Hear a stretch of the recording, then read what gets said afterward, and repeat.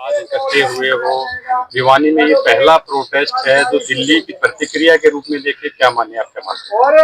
देखिए, दिल्ली में जो चल रहा है वो पिछले 1 महीने से चल रहा है और यहाँ पर भी देखेंगे तो हम लोग को सब स्टूडेंट हैं और जो मुद्दा है वो स्टूडेंट को लेकर ही है, परीक्षाओं को लेकर है, पढ़ाई को लेकर है, शिक्षा को लेकर है। तो जाहिर सी बात है स्टूडेंट ही बोलेंगे।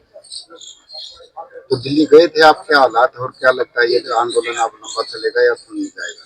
देखिए, ये हम नहीं कह सकते लंबा चलेगा कम चलेगा, लेकिन जो लोग वहाँ कल थे उन्हें बहुत पुलिस ने मारा है। बावजूद अब आप देख लीजिए, उसके बावजूद बहुत बड़ी संख्या में वहाँ पर लोग अभी मौजूद हैं। आप देख लीजिए, आपको अपडेट शायद मिल जाएगी। क्या मुख्य मांगे क्या हैं, क्या आप मानते हैं, और आज के प्रोटेस्ट का आपका उद्देश्य क्या है?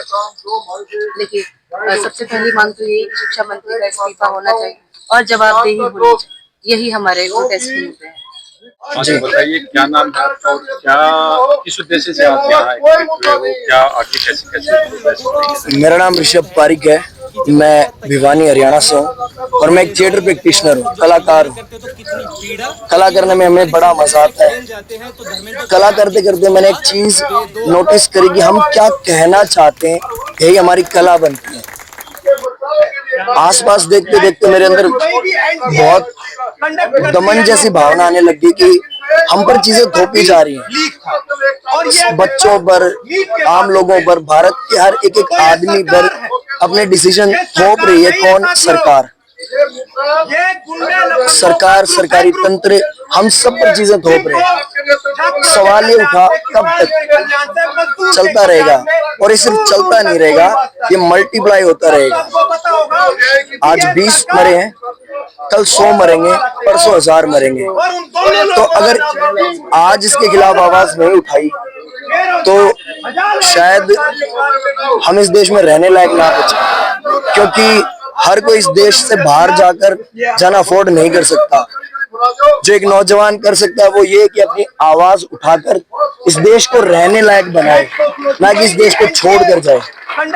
भगत सिंह मेरे आइडल है और उनसे एक ही चीज सीखे कि अपने विचारों को समाज में इस्तेमाल करो। मैं अपनी आर्ट के माध्यम से भी ये चीज कर रहा हूँ। और कल भी हम लोग, हमारा ग्रुप जो है, जंतर मंतर पर पहली बार मैं किसी प्रोटेस्ट का हिस्सा बना। मैं पहली बार मैंने आंसू गैस एक्सपीरियंस करा, लाठी चार्ज एक्सपीरियंस करा, और मेरे ख्याल से लगभग जो मेरी जनरेशन है उसने पहली बार कोई धरना एक्सपीरियंस करा है। और ये धरना एक्सपीरियंस करके बड़ी आत्मा को शांति मिली है। तो आज ये जो है धरना करने का हमारा यही उद्देश्य था कि हम एक अकाउंटेबिलिटी की शुरुआत करें सरकार से कि धर्मेंद्र प्रधान इस्तीफा दें। जब वो इस्तीफा देंगे तो ये पहली सीढ़ी होगी हमारी दोस्तों, और फिर शुरुआत होगी भिवानी की चीजों की। हम ये चीजें शुरुआत करेंगे भिवानी से, जहां हम रहते हैं। अगर यहाँ हमें अपने आसपास अन्याय दिखता है या चीज हम पर सिस्टम के द्वारा थोपी जाती है तो हम सारे कलेक्टिव रूप से उसके लिए आवाज उठाएं। जिले में मैकेनिज्म को कैसे तैयार करेंगे, कैसे कैसे आगे बढ़ेंगे, क्या प्लानिंग? मैं जस्ट एक युवा हूँ, ये हमारा पहला प्रोटेस्ट है। मैं कोई ट्रेंड, बोलने में भी ट्रेंड नहीं हूँ, ना मैं नेता हूँ, ना मैं अपने आप को नेता मानता हूँ। यहाँ आए हुए सब लोगों की तरह ही मैं आया हूँ। बस उद्देश्य इतना है कि हम सब की आवाज एक हो जाए, क्योंकि जब हम कलेक्टिवली किसी चीज के खिलाफ बोलेंगे तो प्रशासन को सुनना पड़ेगा। तो कल जिस प्रकार से लाठीचार्ज हुआ है, धरने को पीछे करने का प्रयास है, क्या दोबारा ये उठेगा या तब जाएगा? मतलब भारतीय खून की है ना, एक बात यही है कि जिसको जितना इसको दबाओगे ना, ये उतना ज्यादा खोलता है। तो सरकार ने अपना जवाब दे दिया, अब स्टूडेंट अपना जवाब दोबारा देंगे। सोनम वांगचुक को उठाकर इन्होंने 1 लाख लोगों को इनवाइट कर दिया, वरना शायद 1 लाख लोग ना पहुंचते वहां। कल स्टूडेंट्स को, बच्चों को इतनी बुरी तरीके से मार के मेरे ख्याल से उन्होंने 5 लाख या 10 लाख की भीड़ को और आमंत्रण दे दिया है। और ये बढ़ते रहेंगे ये लोग। युवा शक्ति ने भी बदलाव किया था, इस बार युवा ने बदलाव किया। क्या लगता है आपको? सरकार के विरोध में नहीं है, हम गलत चीजों के विरोध में, चाहे वो कोई भी सरकार करे, कोई भी नेता करे, उस चीज के खिलाफ खड़ा होना पड़ेगा। हमें अपनी जाति भूलनी होगी, हमें अपना धर्म भूलना होगा, तभी हम ये लड़ाई लड़ सकते हैं। आदमी एक टाइम पर एक ही लड़ाई लड़ सकता है, या तो वो धार्मिक लड़ाई लड़ ले या वो अपने आसपास रहने लायक सिस्टम बना ले। एक ही लड़ाई लड़ी जाएगी। तो मेरे ख्याल से पहली लड़ाई हम जो लड़नी चाहिए किसी भी युवा को, वो धर्म या जाति की नहीं, सिस्टम को ठीक करने की, साफ करने की, एक कलेक्टिव आवाज रखने की लड़ाई लड़नी चाहिए। जिस प्रकार से लोग एकजुट हुए हैं, इस प्रकार से जो लोगों का एकजुट होना, क्या मानते हो, क्या सफलता? कुछ नहीं मानता, ये कोई सफलता की गारंटी नहीं है। पता नहीं कितने लोग इकट्ठे होते हैं, लाखों लोग इकट्ठे होते हैं। इसका उद्देश्य एक प्रोटेस्ट है, प्रदर्शन है कि हम लोग इकट्ठा हुए हैं, हमारी पहली आवाज है। इन लोगों में से जितने भी लोग हैं उनकी किसी की कोई गारंटी नहीं है। किसका खून कितनी गुलामी मानता है या नहीं मानता, उसकी गारंटी मैं नहीं ले सकता, मैं इंडिविजुअल की गारंटी ले सकता हूँ।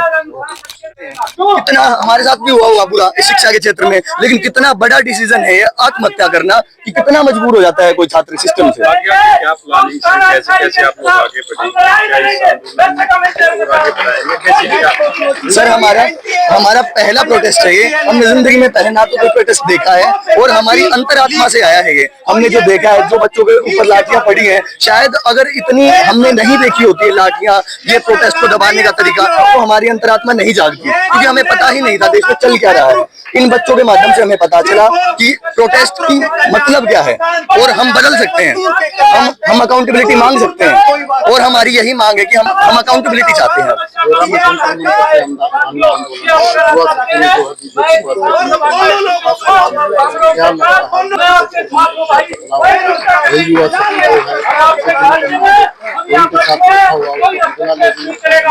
सर हमारा किसी प्रकार के कोई बदले का उद्देश्य नहीं है। हमारा ये है कि इससे पहले जो सरकार आई थी, हमसे बड़े लोगों ने समय समय पे प्रोटेस्ट किए हैं, और अब हम कर रहे हैं। आगे भी अगर कोई और सरकार, मान लेते हैं सत्ता परिवर्तन होता है, मान लेते हैं कोई एक्स पार्टी, कोई वाई पार्टी आती है, तब भी हम अकाउंटेबिलिटी मांगेंगे गलत कार्यों को। विपक्ष आपको भारतीय नजर आता है तो वो कहाँ खड़ा हुआ नजर? हमें पर्टिकुलर विपक्ष, राजनीतिक क्षेत्र का विद्यार्थी हूं मैं, राजनीतिक शास्त्र का।